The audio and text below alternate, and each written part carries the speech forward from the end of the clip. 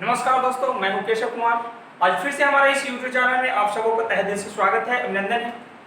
जैसा कि आप हमारे पिछले वीडियो में जाने थे अधिगम के कुल 16 सिद्धांतों के बारे में।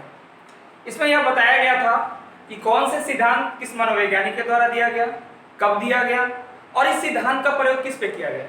साथ ही साथ यह भी बताया गया था कि इस सिद्धांत को और किन किन नामों से जाना जाता है। इसमें पहला था आपका उद्दीपक अनुक्रिया का सिद्धांत। आज हम लोग इस सिद्धांत के बारे में विस्तृत रूप से जानकारी प्राप्त करेंगे। सबसे पहले ये जानेंगे ये सिद्धांत किस मनोवैज्ञानिक के द्वारा दिया गया, कब दिया गया, इस सिद्धांत का प्रयोग किस पे किया गया। साथ ही साथ यह भी जानेंगे कि इस सिद्धांत को और किन किन नामों से जाना जाता है। जी हाँ दोस्तों, इस सिद्धांत का खोज अमेरिका के प्रसिद्ध मनोवैज्ञानिक थॉर्नडाइक महोदय द्वारा 1913 ईस्वी में किया गया था। किसके द्वारा किया गया था? थॉर्नडाइक महोदय के द्वारा।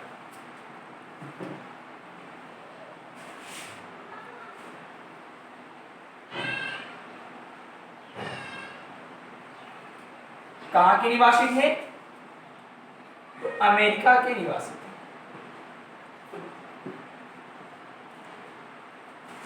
सिद्धांत का खोज कब किया गया था? 1913 ईस्वी में किया गया। इस सिद्धांत को और कुछ अन्य नाम से भी जाना जाता है, जैसे आपका प्रयास एवं त्रुटि का सिद्धांत,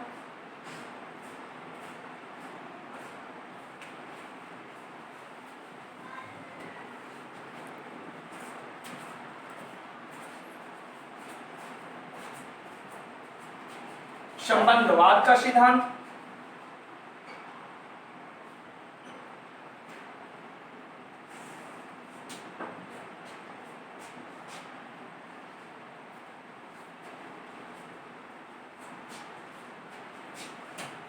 बंधन का सिद्धांत,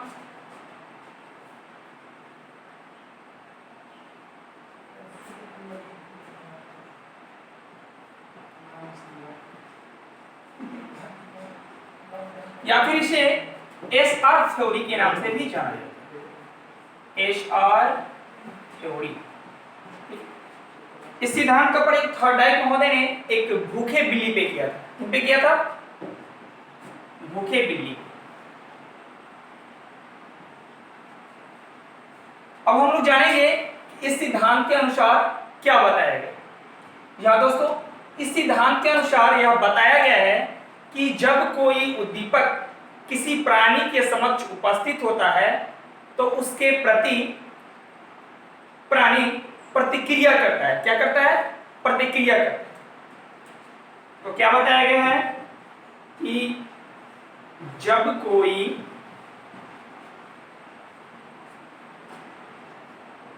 उद्दीपक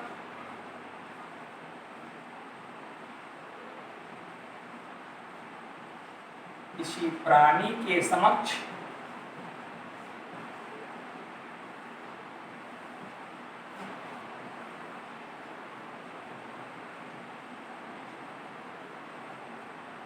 उपस्थित होता है तब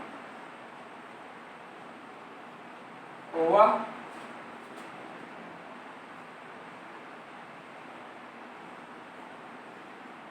उसके प्रति प्रतिक्रिया करते हैं।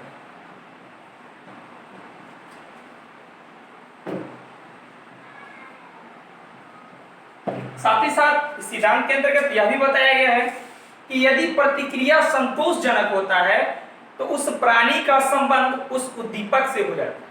क्या होता है कि जब प्रतिक्रिया संतोषजनक होता है तो उस प्राणी का संबंध उस उद्दीपक से साथ हो जाता है। थॉर्नडाइक महोदय ने अपने इस सिद्धांत के अंतर्गत दो नियम बताए थे। कितने नियम बताए थे? दो नियम बताए थे।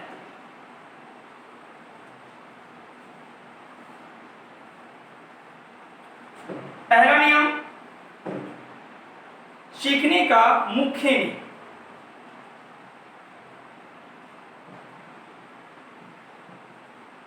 और दूसरा नियम सीखने का सहायक नियम।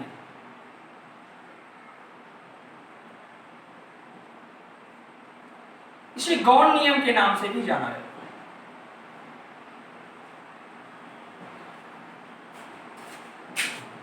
अब बात करते हैं मुख्य नियम की। तो इस नियम के अंतर्गत उन्होंने 3 नियम बताया था। पहला नियम तत्परता का नियम,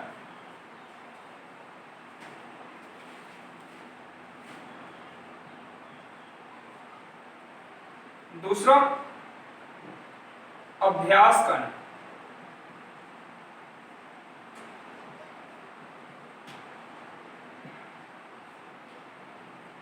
तीसरा प्रभाव का नियम।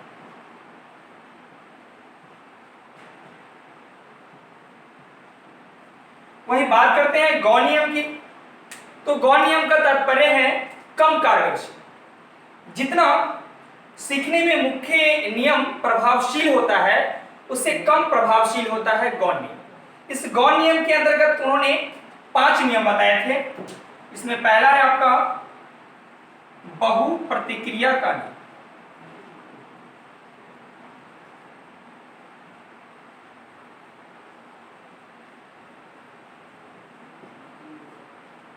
दूसरा है आपका अनुरूपता का नियम,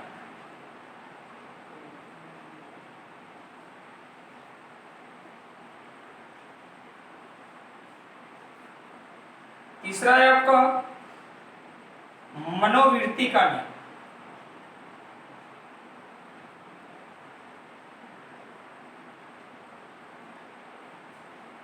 चौथा है आपका तत्व प्रबलता का नियम,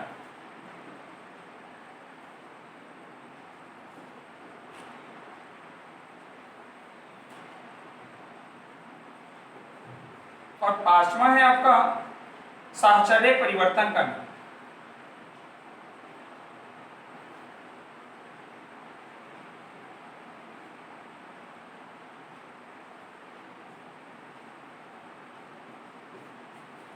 सबसे पहले बात करते हैं मुख्य नियम की।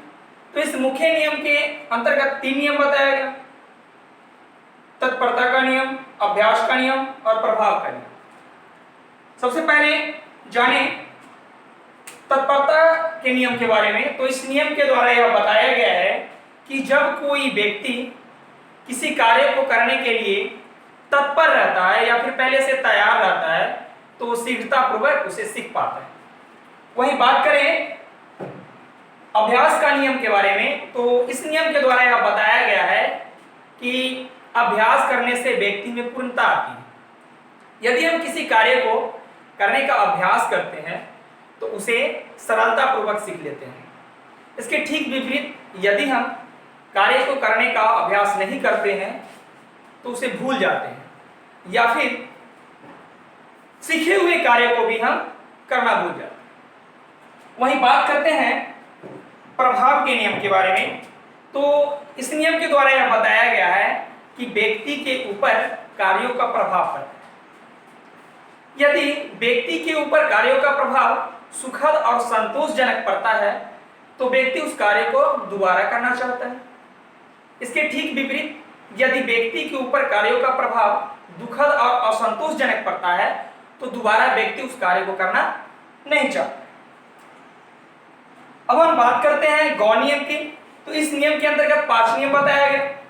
पहला बहुप्रतिक्रिया का नियम, दूसरा अनुरूपता का नियम, तीसरा मनोवृत्ति का नियम, चौथा तत्व प्रबलता का नियम और 5वां साहचर्य परिवर्तन का।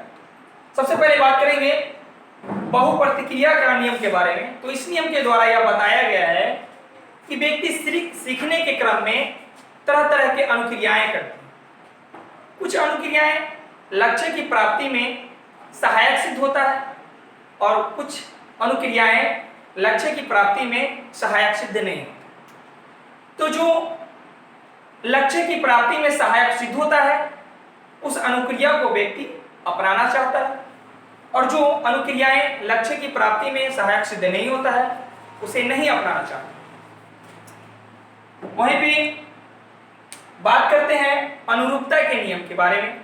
तो इस नियम के द्वारा यह बताया गया है कि व्यक्ति एक नई परिस्थिति में वैसा ही अनुक्रिया को करना चाहता है जो उसके द्वारा पूर्व में सीखा गया। उसके बाद तीसरा है आपका मनोवृत्ति का नियम। इस नियम के द्वारा यह बताया गया है कि जिस कार्य के प्रति हमारी जैसी मनोवृत्ति होती है उस कार्य को हम उसी अनुपात में करना सीखते हैं। साथ ही साथ इस नियम के अंतर्गत यह भी बताया गया है कि यदि हम किसी कार्य को करने के लिए मानसिक रूप से तैयार नहीं हैं तो उस कार्य को करना नहीं सीख पाते, या फिर सीखते भी हैं तो थोड़ा देर से सीखते। उसके बाद है आपका चौथा तत्व प्रबलता का नियम।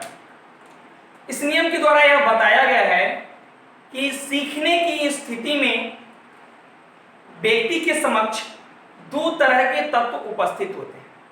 पहला तत्व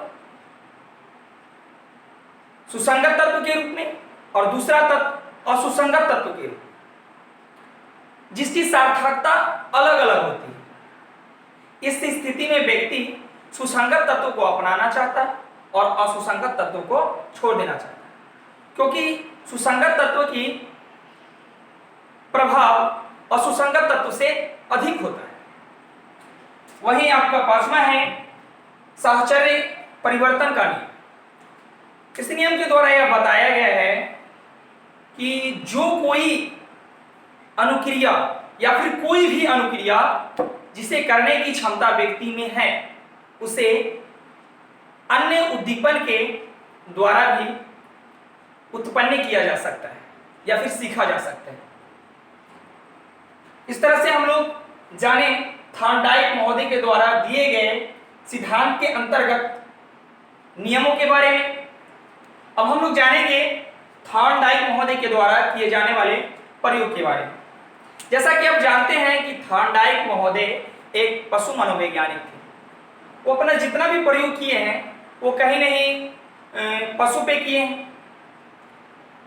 इसके अंतर्गत वो मुर्गी पे किए हैं, चूहे पे किए हैं, बिल्ली पे किए हैं। इस तरह से उनका मानना भी है कि पशु हो या फिर कोई व्यक्ति हो, कहीं ना कहीं प्रयास एवं त्रुटि के द्वारा ही सीखता है। थॉर्नडाइक महोदय अपने इस प्रयोग में एक भूखे बिल्ली को पिंजरे में इस तरह से बंद कर देते हैं।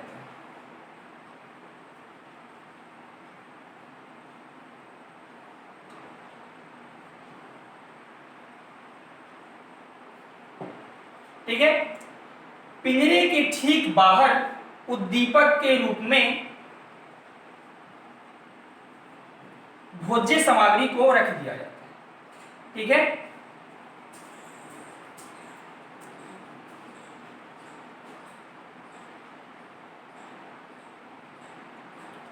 बिल्ली जैसे ही उद्दीपक को देखती है तरह तरह के अनुक्रिया करना प्रारंभ कर देती है। वो कहा गया है ना, करत करत अभ्यास को जरमती हो सुजान रसैया बल जात है सिर पर प्रतिशा। ठीक उसी तरह से बिल्ली के बार बार प्रयत्न करते करते करते इसके पंजे उस खटके पे पड़ जाता है। यह है आपका खटका, जिसे लीवर भी कहा जाता है। उस खटके पे पड़ता है जिसके दबने से पिंजरे का गेट, पिंजरे का दरवाजा खुल जाता है। बिल्ली पिंजरे से बाहर निकलती है और पिंजरे से बाहर रखे हुए भोज्य सामग्री को ग्रहण कर लेती है। थॉर्नडाइक महोदय द्वारा पुनः शीघ्रता से उस बिल्ली को पिंजरे में बंद कर दिया जाता है। एक ही बार ऐसा देखा जाता है कि बिल्ली पहले के अपेक्षा कम प्रयत्नों में, कम प्रयासों में, कम समय में पिंजरे के दरवाजा को खोलने में सफलता हासिल कर लेती है और बाहर रखे भोज्य सामग्री को ग्रहण कर लेती है। इस तरह से प्रयोगों का क्रम बढ़ता जाता है और तीसरे चौथे प्रयोग में ऐसा देखा जाता है कि पहले की अपेक्षा कम समय में, कम प्रयत्नों में बिल्ली दरवाजे को खोलने में सफलता हासिल कर लेती है।